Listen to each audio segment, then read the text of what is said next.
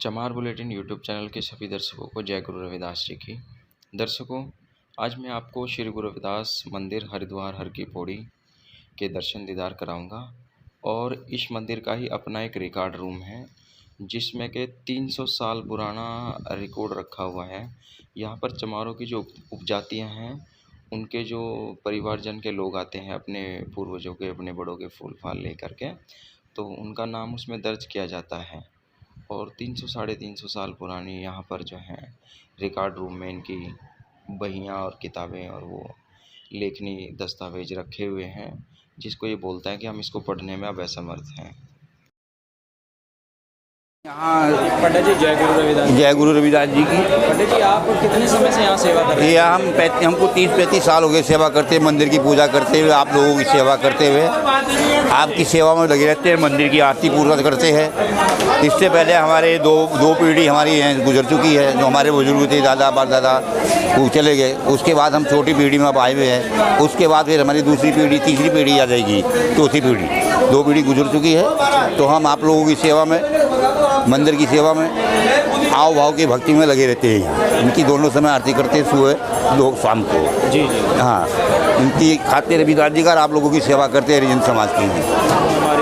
यहाँ कहाँ से लोग आते हैं लगभग? है जी, यहाँ कहाँ से लोग जाते हैं लगभग? यहाँ से हर प्रांत का आता है, यहाँ भी बना हुआ है। ये नहीं कि सहारनपुर का है या हरिद्वार का है या रुड़की का है, देश भर से आते हैं। हाँ, देश भर से आते हैं। जो विदेशों में रह रहे हैं वो भी आते हैं, जो उनको मौका मिलता आने का वो भी आते हैं, मत्था टेक के जाते हैं। साल पहले यहाँ ये मंदिर का निर्माण हुआ था लगभग, कुछ आप इस बारे में भी? ये पहले निर्माण तो काफ़ी समय पहले हो चुका था, अंदर था पहले, ये मकान नहीं था बना हुआ। ये सब 1975 में। ये जो बाबू जगजीवन राम जी का पत्थर लगा हुआ है यहाँ पर, हाँ जी, 18 नवंबर 1973 का मंगलचंद्र जयंती के पुण्य, क्या बाबू जी ने यहाँ उद्घाटन किया था? हाँ, उद्घाटन किया था बाबू जी ने। यहाँ बाबू जी नाम से बारूपाल पन्नालाल जी, लक्ष्मी देवी बारूपाल जी ने ये मंदिर की स्थापना कराई थी। ये हाँ, ये कमरा उन्होंने स्थापना कराई, बारूपाल पन्नालाल बीकानेर डिवीजन राजस्थान के। जी जी। हाँ, लोकसभा डिवीजन। अच्छा। हाँ हाँ, लोकसभा डिवीजन बीकानेर राजस्थान के थे। उन्होंने उद्घाटन बाबू जगजीवन राम जी ने किया है। हाँ, ये जो बड़ी बड़ी बुकें रखी हैं आपके पास, इनमें क्या करते हैं? इसमें आते हैं जो अपने वो आते हैं, उनकी एंट्री होती है यहाँ, जो अस्या लेकर आते हैं। नामकरण कराते हैं? हाँ, नामकरण कराते हैं, अस्या लेकर आते हैं, उनके लिए है ये। उनके जैसे यहाँ अंदर विश्रामशाला भी बनी हुई है, चलना है? हाँ, विश्रामशाला भी बनी हुई है। देखिए, ये भी उसी टाइम का होया हुआ है जिन्होंने उन्हें करवाया था, ये 1975 में। ये भी कमरा बनवाया था लक्ष्मी देवी बारूपाल जी ने, पंडित बनारसी दास जी थे, उसकी प्रेरणा से। और ये अंदर ये विश्राम गृह है रहने के लिए। आ जाइए पहले ये विश्राम गृह है रहने के लिए। ये लॉकर होने पे यात्री के सामान रखने के लिए। हाँ, ये ऊपर भी यहाँ आराम से यहाँ लेट जाइए, रिजाई गद्दे सब मिलते हैं। हाँ, रिजाई गद्दे सब मिलते हैं यहाँ, कोई चार्ज नहीं है। अच्छा। हाँ, कोई चार्ज नहीं किसी प्रकार का। ये लॉकर सोने वाली सामान रखने के लिए, यात्रियों का सामान रखने के लिए कोई किराया नहीं किसी प्रकार का लिया जाता है। यात्री अपनी श्रद्धा से कुछ मंदिर में देना चाहे दे सकता है, नहीं तो खाली हाथ जोड़ो, गंगा माई की जय बोलो।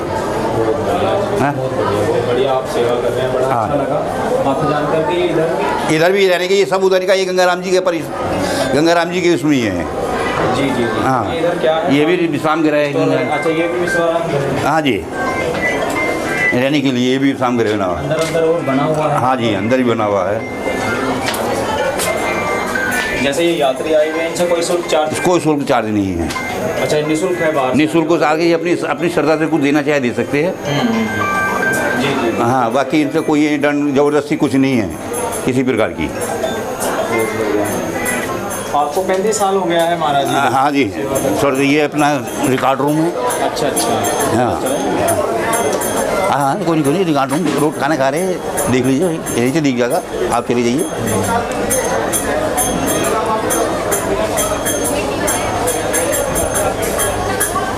बस बात नहीं।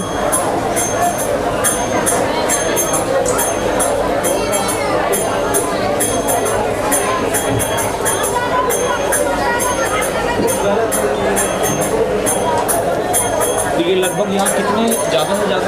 नहीं, बैठा आप लोग को खाना खा रहे हैं।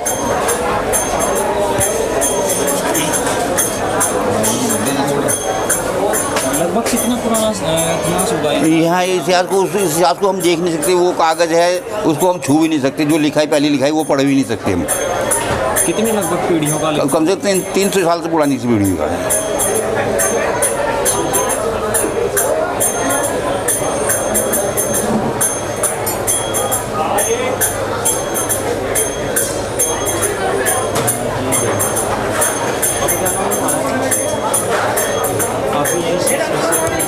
हाँ जी,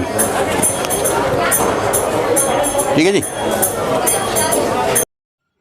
दर्शकों, ये जो गुरु घर यहाँ हरिद्वार में गंगा घाट पर हर की पौड़ी के ऊपर बना हुआ है, गंगा के बराबर में श्री गुरु रविदास महाराज जी का गुरु दरबार है। इनकी अपनी एक धर्मशाला भी है, यहाँ यात्री रुकते हैं, ठहरते हैं, आप सब लोगों ने देख ही लिया है। तो गुरु रविदास जी महाराज एक ऐसे गुरु हुए हैं जिनको गरीबों के गरीब निवाज कहा जाता है, क्योंकि गुरु रविदास जी महाराज ने ही जो है दबे कुचले लोगों की आवाज़ को उठाया। और महाराज जी ने जीवन यापन करने के मूल मंत्र भी अपनी गुरु अमृतवाणी में दिए हैं। उन्होंने बहुत सारी अच्छी अच्छी बातें, बहुत कुछ रहस्य अपनी अमृतवाणी में लिखा है, और जिसको हम सभी को पढ़ना, सुनना, गुनना चाहिए। यहाँ पर ये जैसे ही हम पुल के ऊपर से आते हैं तो ये गुरु रविदास महाराज जी का बुर्जी बना हुआ है, मंदिर का ऊपरी हिस्सा, और इधर साथ में महर्षि वाल्मीकि जी का, हमारे दो गुरु, दो महापुरुष, इधर एक राइट साइड में, एक लेफ्ट साइड में। बल्कि मैं आपको एक जानकारी और दे दूँ, गुरु रविदास महाराज जी ने महर्षि वाल्मीकि जी के, अन्य महापुरुषों के, अपने पूर्वजों के बारे में लिखने के साथ साथ महर्षि वाल्मीकि जी के बारे में भी लिखा है। उन्होंने कहा है, रेचित चेत चेत अचेत काहे ना वाल्मीकि देख, किस जात न जन्म न जूनी अभी। तो महाराज जी ने लिखा है कि देखिए वाल्मीकि जी समाज में कितने लोग उनको कितना नीचा वो मानते थे, किस जाति से उठे और कितना उनका नाम हुआ, उन्होंने कितनी प्रसिद्धि हासिल की अपनी वाणियों से, अपने संदेशों से। तो हम लोगों को अपने पूर्वजों को, अपने महापुरुषों को नतमस्तक होना चाहिए। तो ऐसा ही एक स्थान है यहाँ हरिद्वार में, जहाँ पर जो है देश भर से लोग आते हैं। और इस मंदिर के लिए अभी जैसे पहले इसके ऊपर को चल कर के आते थे, ये सीढ़ियाँ बनी हुई हैं, इनको तुड़वाने के लिए एक बहुत बड़ा आंदोलन भी हुआ था जो गुरु रविदास समाज ने किया था। और यहीं पर हरिद्वार से जैसे दमड़ी यात्रा निकालती है, साधु सोसाइटी भी निकालती है गुरु रविदास जी की यात्रा, और बल्ला डेरा की रहनुमाई में भी निकलती है। तो वे सभी भी यहीं आकर के नतमस्तक होते हैं, मत्था टेकते हैं। जो भी गुरु रविदास जी का अनुयायी है, सच्ची आस्था रखने वाला होता है, वो जब भी हरिद्वार आता है तो यहाँ पर गुरु रविदास महाराज जी को ज़रूर दर्शन करने के लिए, उनको मत्था टेकने के लिए आता है। और हमने देखा है कि इनके पास जो इनका अपना संग्रहालय है, रिकॉर्ड रूम है, उसमें मैंने बहुत सारे नाम भी पढ़े हैं कि जो चमारों की उपजातियाँ हैं उनके, उन्होंने जैसे रैगर, मेघवाल, अहिरवाल, इस तरह के जब लोग अपने पूर्वजों, अपने बड़ों के यहाँ फूल लेकर के आते हैं तो वो उनका नाम का चढ़ाते हैं, उन रिकॉर्ड रूम में चढ़वाते हैं, ताकि वो उनका उसमें पोथियों में दर्ज रहे नाम। तो ये एक 300 साल पुराना, इनके पास 300 साढ़े 300 साल पुराना, ये बताते हैं गंगाराम पंडित जी, कि रखा हुआ है हमारे पास। अब हम भी उनको उसको नहीं पढ़ पाते, ऐसी लेखनी है वो हमारी है। तो यहीं पर देखिएगा, जितने हमारे धर्म स्थान होंगे उतनी ज़्यादा हमारी पहचान होगी। हमारे गुरु रविदास जी महाराज के आश्रम, गुरु घर, मंदिर हर ज़िले में, हर स्टेट में, हर कस्बों में होने चाहिए, ताकि हमारे लोग आएँ, उनको जानें, उनको पढ़ें। बहुत से लोग कहते हैं कि भाई मूर्ति पूजन ये वो। देखिए भाई, ऐसा कोई धर्म नहीं है जो मूर्ति पूजा ना करता हो। मूर्ति केवल एक प्रेरणा होती है, हमको उनसे सीखना चाहिए, उसका और कोई महत्व नहीं होता।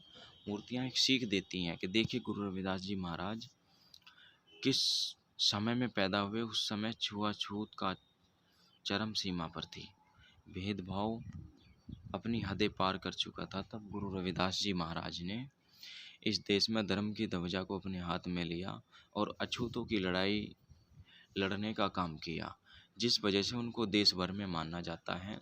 गुरु रविदास जी महाराज ने अपनी वाणियों में कहा है, नीच ना कोई जाति, नीच ना कोई गांव, नीच उसी को जानिए जो करे नीच के काम। तो ना कोई गांव नीचा होता, ना कोई जाति नीचे होती है। जो प्राणी नीच काम करता है वही नीच होता है। गुरु रविदास जी महाराज ने बहुत अच्छे अच्छे पावन संदेश हमें दिए हैं। उन्होंने कहा, रैदास ब्राह्मण नहीं पूजिए जो हो गुणहीन, पूजिए चरण चंडाल के जो हो गुण प्रवीण। गुरु रविदास जी महाराज इस श्लोक में कहते हैं कि हमें जो भी विद्वान हैं, जो भी महापुरुष है, हम सभी को उनका सम्मान करना चाहिए और वह सम्माननीय है। जो भी व्यक्ति ज्ञानी गुणी है वह व्यक्ति सम्माननीय है। गुरु रविदास जी ने योग्यता को पूजनीय कहा है। सतगुरु रविदास जी महाराज ने कर्म को प्रदान कहा है। रैदास शर्म कर खाइयो जो लो पार बसाए, नेक कमाई हम करें जो कभी न निष्फल जाए। गुरु रविदास जी ने कहा है कि नेक नीति से ही इंसान का जीवन यापन अच्छे से होता है, इसलिए ईमानदारी से खूब मेहनत करके हमें कमाना खाना चाहिए, जिससे हमारी आंतरिक और मानसिक शक्ति भी बढ़ती है और घर परिवार में भी सुख समृद्धि होती है।